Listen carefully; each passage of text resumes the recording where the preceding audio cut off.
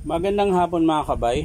So meron pa akong approved estimate pa pala mga kabay. Yan, 39178 letter E, DW810 yung model nito mga kabay.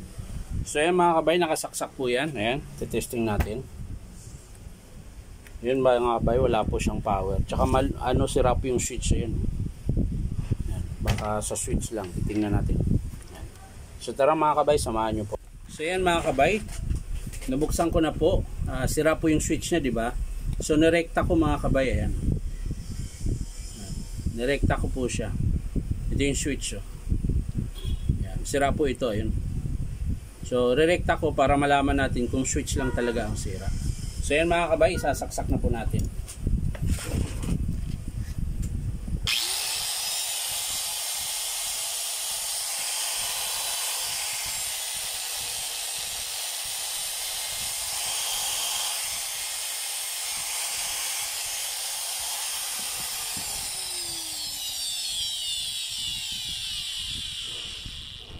So yan mga kabay, bali switch lang po ang sira niya.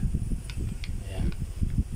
Pero dahil maiksi na rin po yung carbon niya, lagpas na sa kalahati,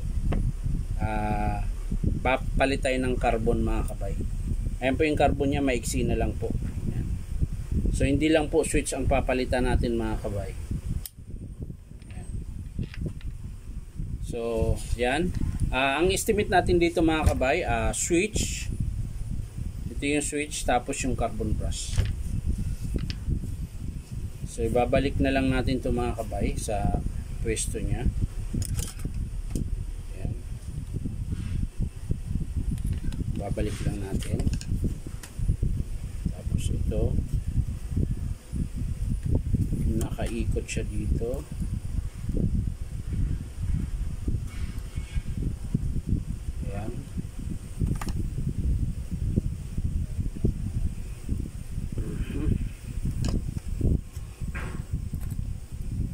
Yun.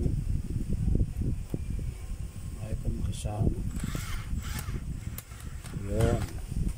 So yung mga kabay, binalik na natin sa kinalalagyan niya. Ayan. So isasara na lang po natin dito mga kabay. Bali ang estimate ko po rito ay switch tsaka carbon brush. Ayan. So hindi ko muna to gagawin kasi meron kasing switch tsaka carbon. Aantayin lang natin yung approve ng customer.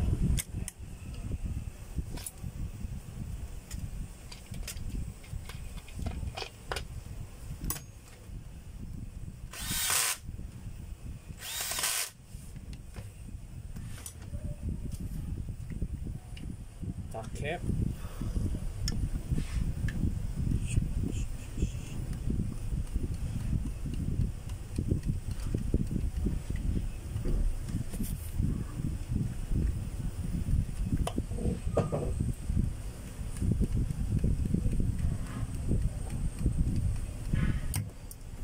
So yan lang po mga kabay, bali ang sira lang po niya ay switch tsaka carbon brush. Papakita ko lang kung paano ikabit mga kabay kapag in-approve ng customer. So yan lang mga kabay, maraming salamat at syempre subscribe nyo po itong aking YouTube account na Inom Tabay. So maraming salamat, bye bye.